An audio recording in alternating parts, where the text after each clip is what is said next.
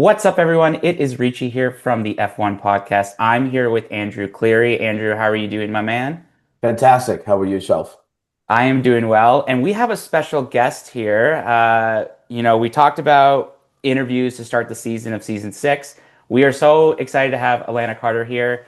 Alana, welcome to the show. I do have a bio that I'm going to have to read because it is very impressive bio.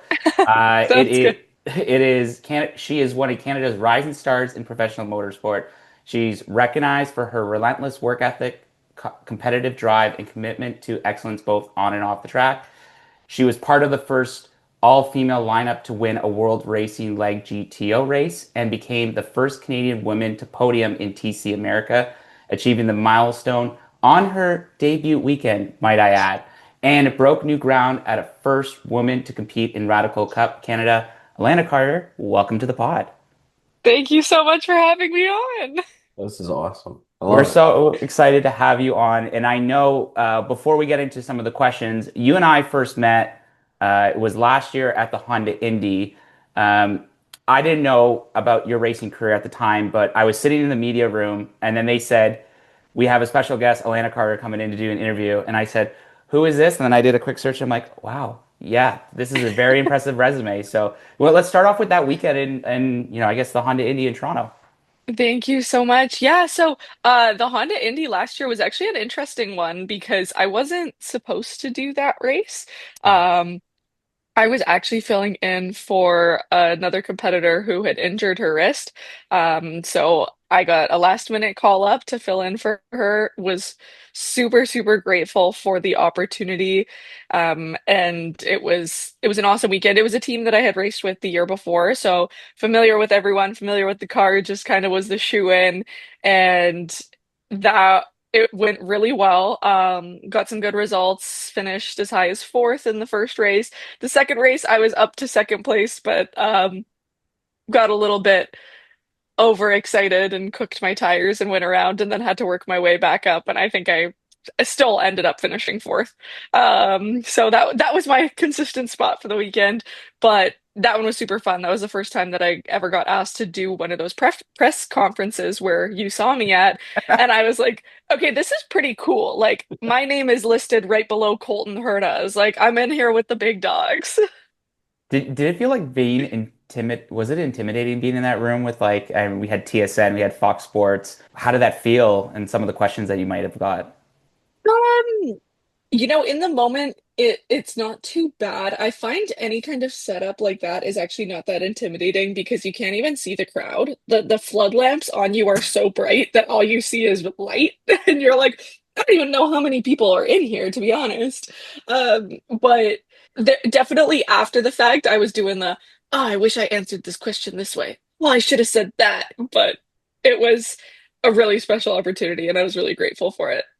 And did you like the track in Toronto? You could be honest with us. It's Lakeshore, it's got its rep. We've driven on Lakeshore Forts. I'm not a huge fan of driving on it, but you can tell us if you are. So that's actually one of my favorite tracks on the Oh, calendar. sweet. Um, You it lose. what I don't love about it is the bumps for sure hurt, especially in a radical, which is so close to the ground. Like, you feel like you get out of the car and you're a little bit shorter than you were when you got in because you're just Oh, getting no. compressed. But I love that track a lot because you have to be so precise. But it also has a few big braking zones that are really good overtaking spots. Like, I find that there is quite a few really good passing zones. So I was able to make some pretty wicked progress through the field. What was your favorite passing zone then on the track? I can give away my secrets now because we don't race there anymore. Um,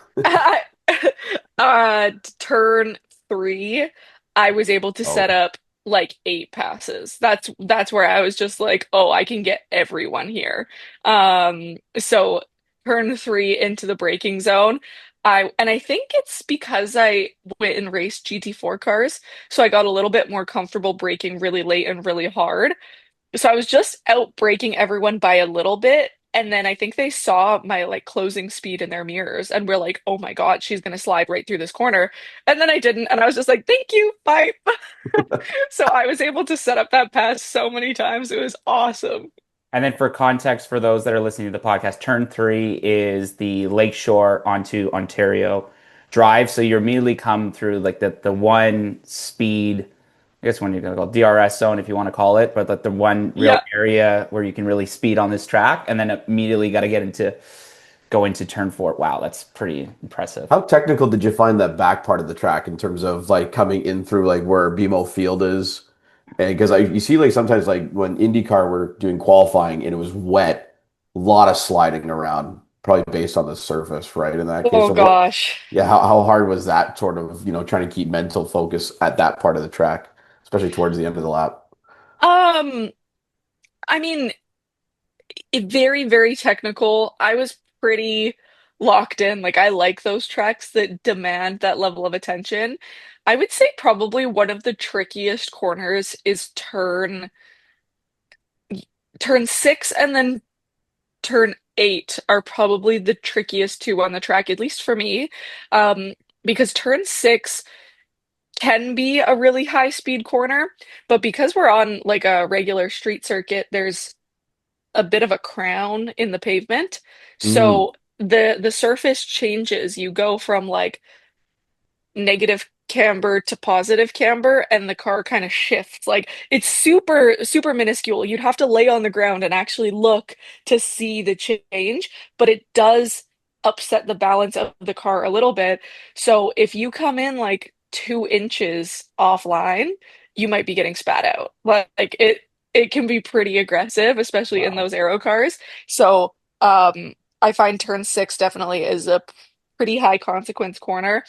And then turn eight was way better this year. They had smoothed out a lot of spots. Like when we did the track walk, I was like, oh, the track has actually changed quite a bit from last year. And turn eight is a pretty heavy braking zone. It's that right-hander before you go back towards BMO Field. Hmm. And it has a bunch of manholes in the braking zone. So as you're trying to brake, your car is launching up in the air and locking the wheels.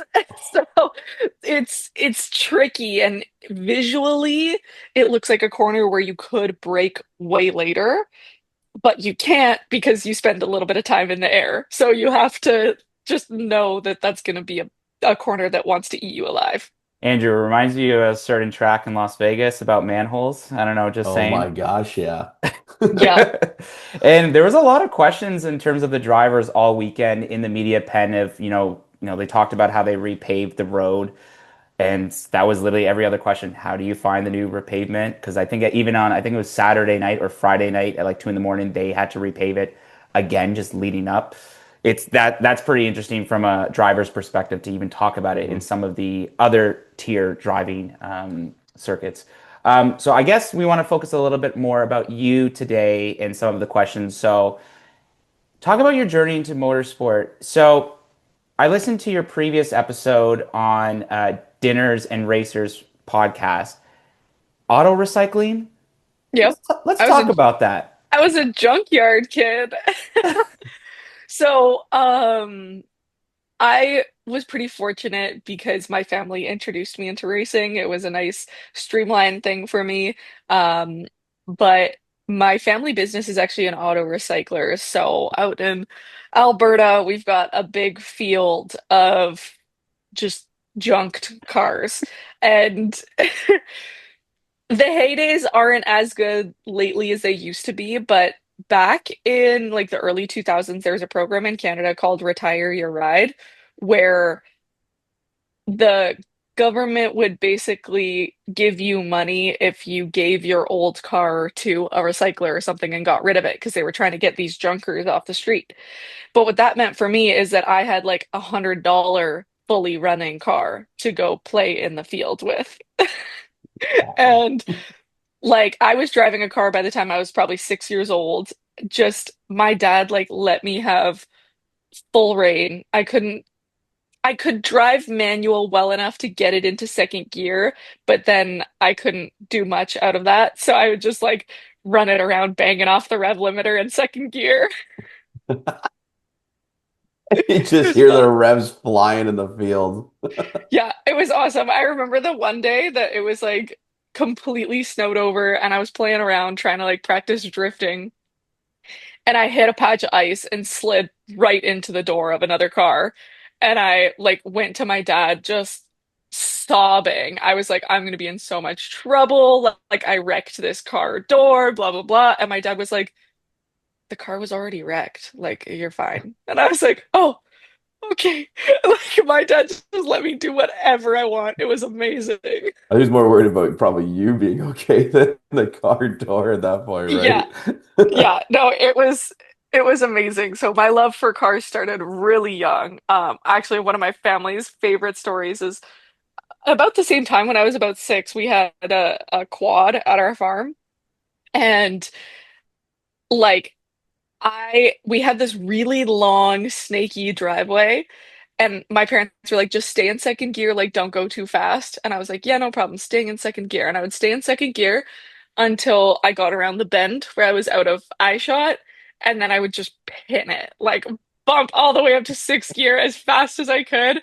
And I would come back and they're like, so you having fun out there? And I was like, yep, second gear, like having fun. And then I realized that they could hear me because I was 6 years old and I forgot about the chance that like, or I forgot about the fact that I'm not really out of sight, out of mind. They can hear the quad just like speed up. And then I got a governor on my quad. Love it. Love it. Yeah, it was fun. And when your parents owned this like auto recycling facility, would you just get to work on cars and that was just kind of like a summer thing and all year round? So playing with the engines, the chassis, like did you just go free reign too? Or I'm just curious a little bit more on the mechanic side. Yeah, I got to play with stuff quite a bit. Pulling stuff apart and putting it back together was never really my area of interest. That was very much so my brother. Like my brother loved to figure out how things worked. I liked to break them and give them to him to fix. So, um, I was always just busier playing with things. But it was cool because so when I was 11, my dad and I built my first race car, which was the Honda Accord. And like we stripped it completely. It was just a regular street car that we stripped everything out of, put the roll cage into. My brother actually built the roll cage for me, even at like, I don't know, 12 years old. However, no, he would have been 14 if I was 11. He was really good at welding. So he's like always been our go-to welder. So yeah, we built my own race car. I got to choose the colors and the decals and everything. And then I went racing in it. And when I was younger, my dad would just make me do like the easy stuff. I always did tire pressures and my own tires and fuel and stuff. And then as I got older, he's like, okay, yeah, you can fix the stuff that you wreck now. So I learned how to weld pretty young. That's awesome. Yeah, it was fun. I miss those days a lot because that's back when racing was just racing for fun. There was no pressure. You just played. And was your career just you started in karting and then you basically worked your way up to where you are now? Like how from the trajectory, I guess, from six to Yeah, 2025. yeah, so I did one season of karting when I was 7, and then the local karting track that we were racing at actually shut down. So I didn't race again until I was 11, and they went straight into cars. So it's kind of interesting. So I'm like, I did technically start in karts, but I don't even remember anything from my karting days. Like I was just playing around. And then I went from the Honda Accord on paved oval. I did. I think 3 years of that. Once I won the championship in that class, then I moved on and we switched over to dirt track. I raced a Fox Body Mustang on the dirt oval track. Just about clean swept my whole rookie season. Like won my first race, won hard charger. I had some bad luck, which set me back in the championship, but like won most of the races that I ran and got rookie of the year and hard charger. So it was a good year. And then after that, I just moved straight up to the dirt late models. And that's where I stuck for a while because the dirt late models were a lot more complicated. It was a higher level of competition. A lot of the good guys had stayed there for a long time. And that's also where my dad has stayed for, I don't know, he's been racing dirt late models for probably like 10 or 20 years now. So my dad was always my biggest competition, and I've still to this day only beat him once. So then dirt late models, and then I went to university, kind of was like, I don't know how to make racing a career for me. But then I started learning about some of these scholarship initiatives in the road racing world. And that's how I switched over to road racing is I did the Formula Woman competition, which gave me my first seat in a GT4 car over in England. After that, I had an opportunity with Scalar Performance.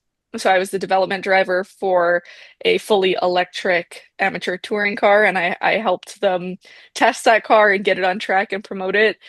And then the next thing after that would have been Radical Academy in 2024 with the Radical SR3. And then this past season, I had the AE Victory shootout that I won. So I got the full season in the Toyota Supra GT4 Evo.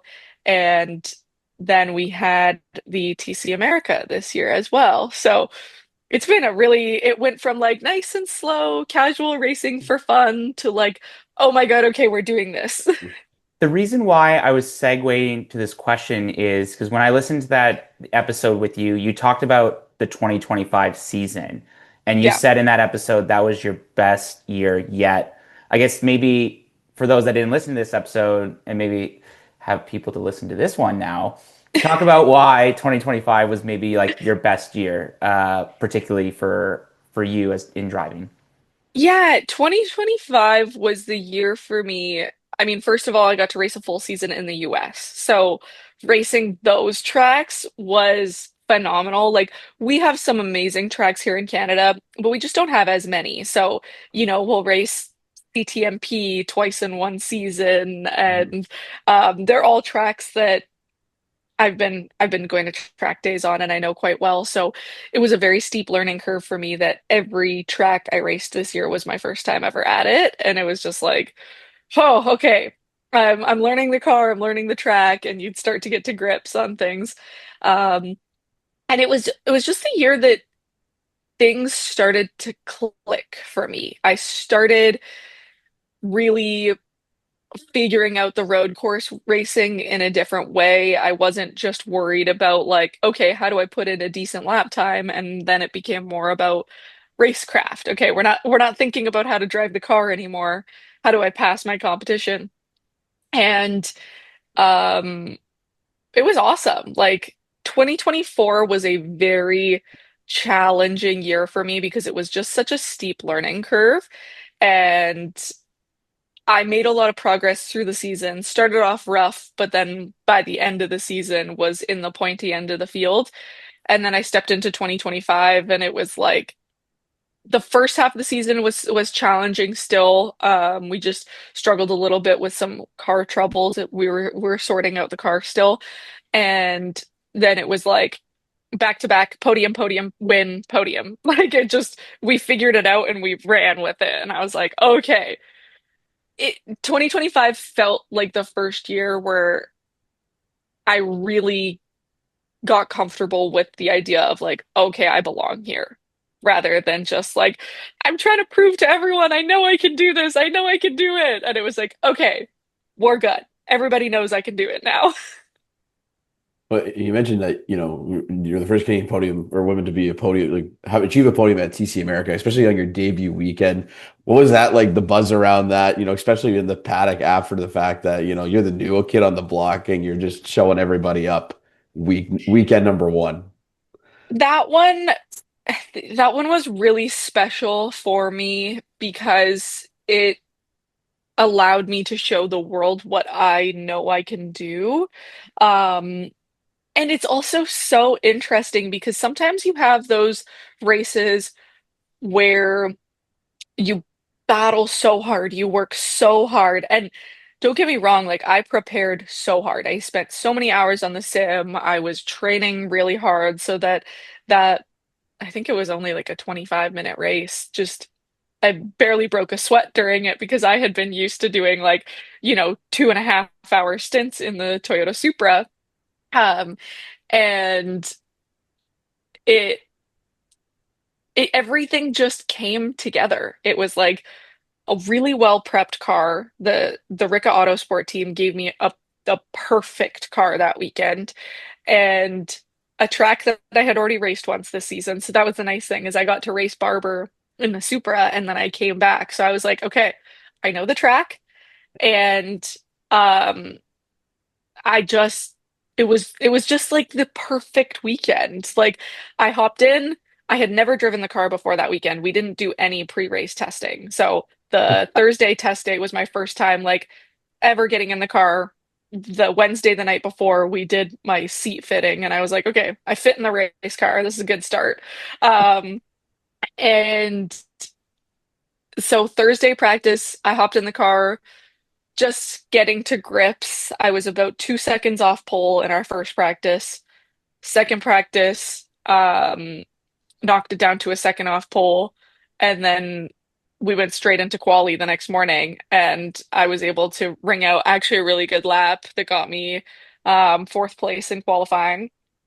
And then the race, it just kind of worked out perfect. It was a lot of like right time, right place, but don't mess up.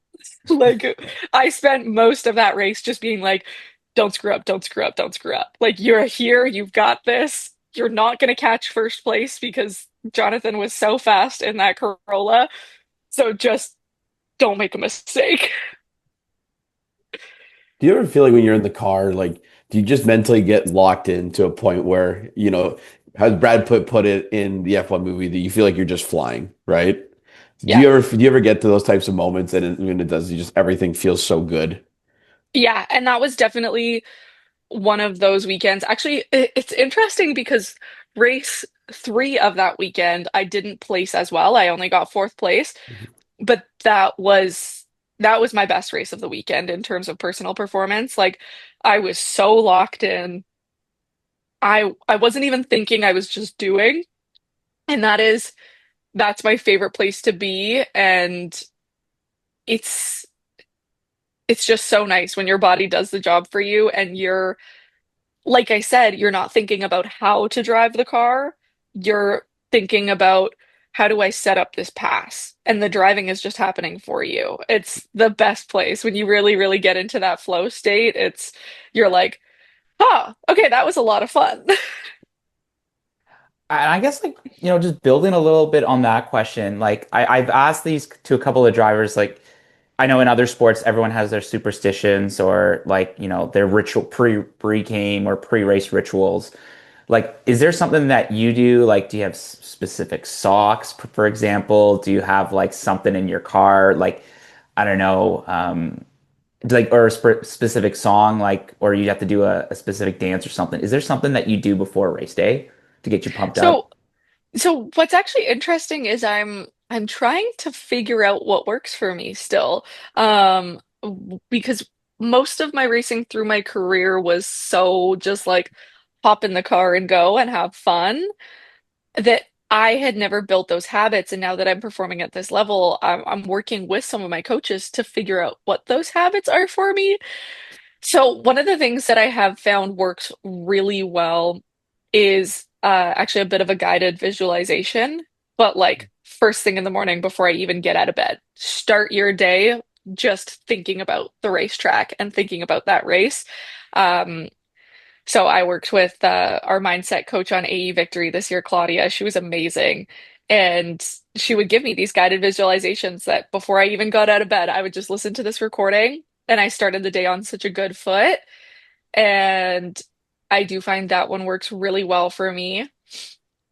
Um, I find music works, but not all the time. Like if I'm at a really high pressure race and I'm like things are busy, like Toronto Indy, for example, things are so busy, you're like, I just need a moment to myself to get in the zone. That's where I'll throw my AirPods in. But the music is not important enough to me that like if I feel good, if I feel calm, I don't need to go listen to music.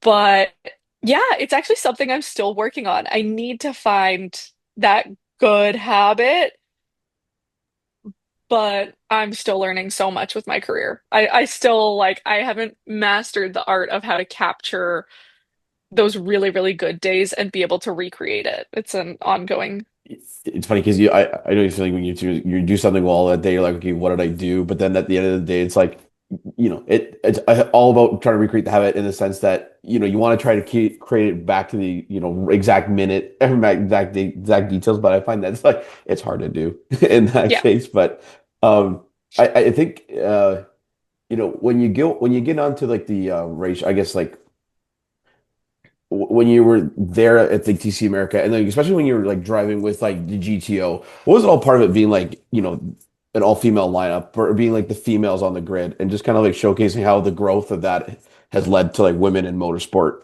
for your journey? Yeah. Working with AE Victory Racing this year was really special for me because, in some rooms we still kind of feel like the token women and it's like, oh, there's a woman here for diversity. But with the AEVR team, it was not a diversity hire. Like those women are so badass. Ashley and Sarah are some of the coolest role models I've ever had the opportunity to work with because I'm just like, oh, like they're really doing it. And, for them, gender does not play a role anymore. Like it's just like they're super fierce competitors, and nothing is better than all of the other teams coming up and being like, is Sarah starting today? And you're like, yeah, yeah, Sarah usually starts. And they're like, oh, God damn it. Like everyone's so afraid of Sarah because she's so fearless. Like I so just aspire to drive the way that she does. That woman has no fear. It was really cool working with them this year. And what's also interesting is like, when I first started this journey, the landscape of the motorsports world has changed really quickly in like the 3 years that I've been racing, like, or the 3 years that I've been doing road course racing. And it went from like a lot of my old interviews were like, oh, what's it like to be a woman in motorsports? Like, do you get treated differently? And I'm like, people are so positive now. Like 3 years ago, I would still get weird looks, some weird comments. Um, but nowadays, like the championship that we raced in, World Racing League, everyone was so supportive. When we got our first win, I think that like I can't believe how loud everyone cheered for us. And it was really cool. Like people are genuinely happy to see us do it. And the amount of men in the paddock who come over and are like, I want to introduce my daughter to you ladies. Like this is so cool for her to look up to you guys. Um, it's it was really special. It was a good year. It was really nice. Do you find it now more so it's like you're getting more of the types of questions that are based on how your performance of the race went? As you mentioned, like instead of like getting like what's it like to be a woman in motorsports? Like, is it nice? Are you starting to get more of like those questions are starting to go off the back burner? It's more starting to focus on like the performance of the weekend and kind of like being inundated as part of one of the groups, like one of the teams that are at the track, so to speak. Yeah, yeah. I feel like, and it's a tough balance because, to be completely honest, like on the track, we just want to be treated like competitors. I don't want anyone to be nicer to me because I'm a woman. Like I just want to be just as competitive as everyone else, and we're proving that we're capable of that. But then again, some of us have to lean into it for the marketing side of things. Like my partners love that I'm a woman. Like when I was in the Radical, I was the only woman on grid. That still makes me special. That still makes me stand out. So it's a very fine line that we're walking between like, promoting the fact that I'm a woman doing this in a male-dominated sport, but then when it comes to my competitors being like, I'm just a competitor. It's Mhm. interesting. It's a bit of playing both sides of the coin. But yeah, people don't like my competitors don't really care that I'm a woman anymore. Like it's they just don't care. They're like, "Yeah, we get it, Alana. Get over it." Like, Which I think is awesome in a way, right? Because it's just like treating everybody as you wanted to be treated in that yeah. sense, right? Yeah. Yeah, and the biggest angle that I actually find that reminds me that I'm different is the fans, which I'm totally okay with because it's Yeah. always like the little girls being like, "Oh my God, like there's a girl here racing," and that one will always touch my heart, make me super happy, and I'm so happy that I get to be that role model. But the rest of the industry doesn't really care anymore. And is it fair to say that you've seen its change over the last number of years? And particularly, are you finding that you're doing more interviews now than you were saying like 3 years ago? Is that safe to say? Yes, we could talk about the subject changing, but is it always that after a race you do an interview or some sort of media thing, or does it varies depending? It totally varies. I find that oddly enough, this time of year, I get super busy with podcasts and then it'll just like fizzle out. I don't know. There's something about like early in the year, I'll do like so many podcasts back to back. Maybe it's the off season or something. And then the racing season gets busy and everybody leaves me alone. But yeah, my media side of my career has definitely picked up a lot. It's been fun. I love it. I love just getting to chat with people and talk about my journey. But yeah, to the other point that I was going to make is a lot of my interviews, people are more focused on the fact that like, I'm a rising star. I'm doing all of these incredible things really quickly. And yeah, we're not really talking about my gender anymore, which is really cool. With that said, what's the one track that you want to win at the most? If you had an opportunity to win at a track, which track would it be? Indianapolis. I want to win at Indy. I want to kiss the bricks. That would be it'd be so cool to lift that Indy 500 trophy too. You know Yeah. what I mean? I love how all the faces of the drivers that have won are on that trophy. Yeah, it's so cool. It's just it's interesting because Indianapolis is not it's not a very technical track. It's not the most exciting racetrack to drive in terms of just the way it drives, but it just has this phenomenal energy. Like I when I did my track walk, I was like, I'm really here. Like this is really cool. And you have to be so grateful for the fact that you're there. Yeah, I would love to race there. And it was funny because I raced there right after coming off my barber race, and I was like, well, I got second out of like in class or overall. I can win. I can win at Indy. I was carrying that momentum. And then Indy was just kind of one of those weekends where like everything that could have gone wrong went wrong. And I was like, oh, okay, there goes my opportunity to kiss the bricks this time. And I guess like maybe more of the behind the scenes of a motorsport driver or someone in motorsports. Is there something that maybe like not a lot of people know about the sport? Like, do you find yourself behind not only behind the wheel, like doing sim racing, but in the car talking to the mechanics? Like, what do you find you spend your most time when you're not racing? Um, Finding money. Finding money, like either finding sponsorship or I'm still in a position where I do actually have to work for income. I'm not making money off of racing. Unfortunately, we're still working towards that. But I think one of the biggest things that surprises people is when you explain that like I can be racing at this level and I am still expected to bring funding. Even, I mean, you guys follow F1 super closely. I think 50% of that grid pays for their seats. Only half of them are actually being paid to race. So it's like people who are in regular sports, like if you follow football and these guys are making millions a year to play this sport, and then you come over and you try to wrap your head around the racing world, it's like, make this make sense.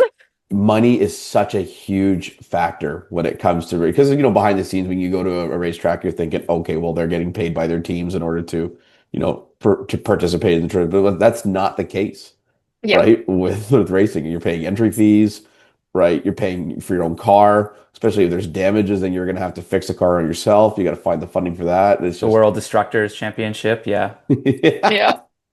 Yeah. Well, and that's one of the things that has been stressful for me too is I've been super fortunate to get amazing opportunities either to like drive someone's car for free or at a really reduced rate. And then I'm like, okay, cool. Like I can afford to go racing, but I can't afford any damage. Like when I raced the Lotus, I was like, you got to go around and like write a number on each quarter panel and tell me how much that one costs if I hit it because it that's the part that really holds me back is like I know that I can drive and I know that like I can put on a good show when I'm not thinking about like how much is this gonna cost? Well, when we had Nicole Havard on to start the season, she even told us that Yeah, she had to go to 30 something events during the weekend of Montreal. And she's like, yeah, one night I didn't get home till like 1 a.m. and I was supposed to be at the track at like 7 or 8, just because of it is a grind.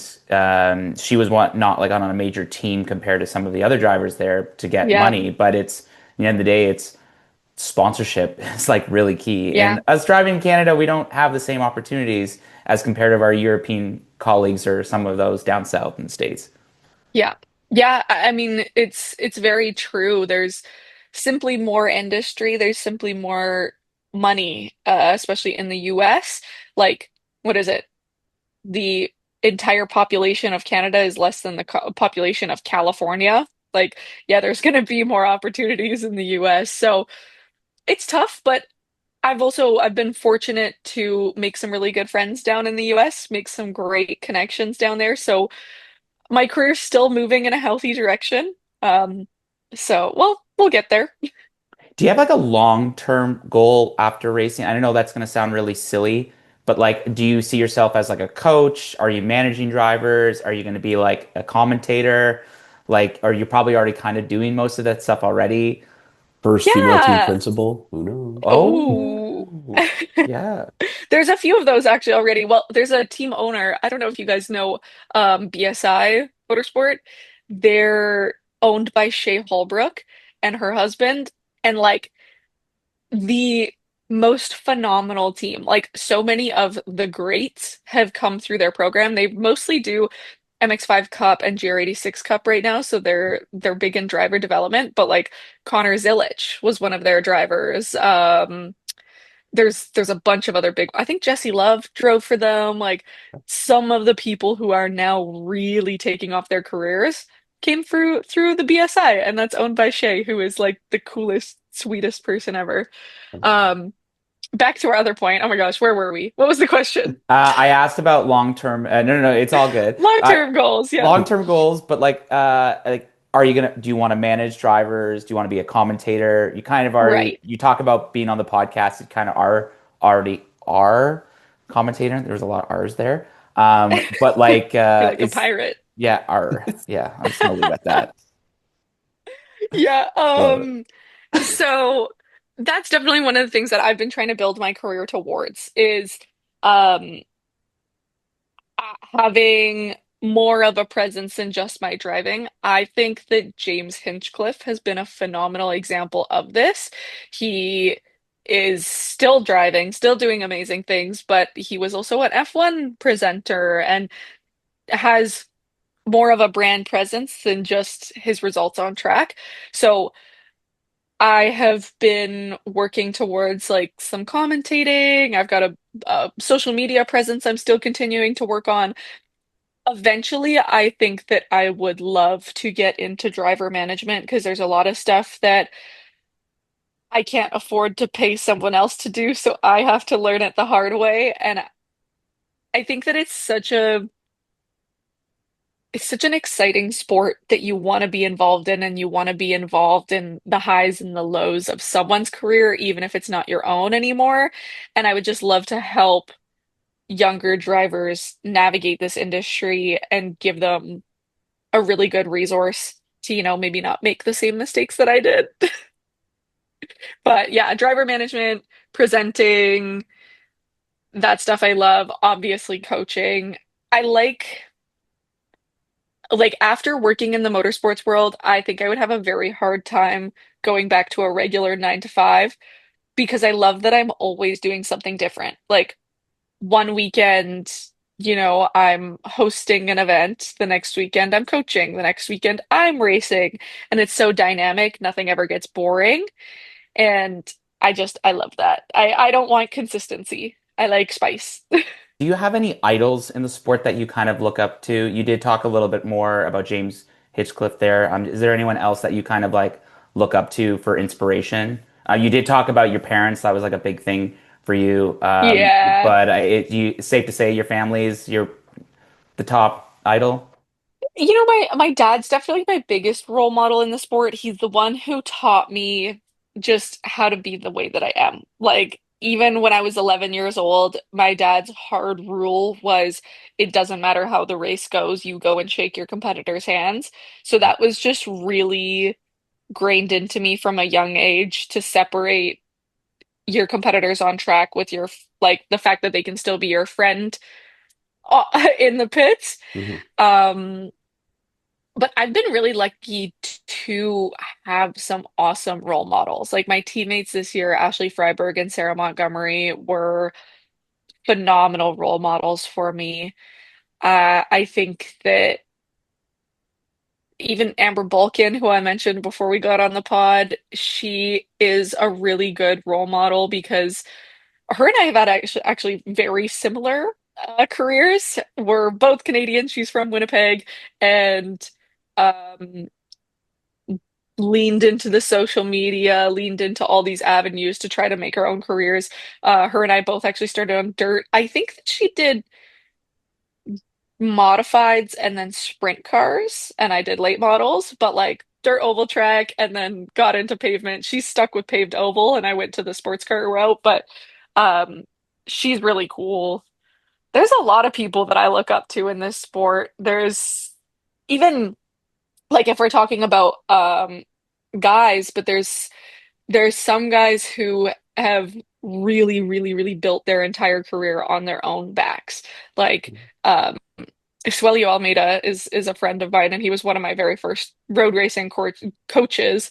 But the empire that that guy has built with just hard work and being smart is so cool. I have so much respect for him, and I definitely like idolize what he's done with his career. But yeah, okay, my list could go on forever. Sorry, that was a really long-winded answer. I'm like, That's I love okay. so many people. So, Alana, thank you so much for coming on this episode of the F1 podcast and talking about your career so far in motorsport racing. If I can ask you, what is the best way to keep up with your career? Are you on all the social medias, Instagram, LinkedIn? I guess, yeah, that too. But like, where can we find you? So Instagram is probably where I'm the most active. It's just alana.carter. And then also check out my website, alanacarter.com. I've got all my news and all my recent race results up on there. So you can follow along there. But thank you so much for having me. This was a blast.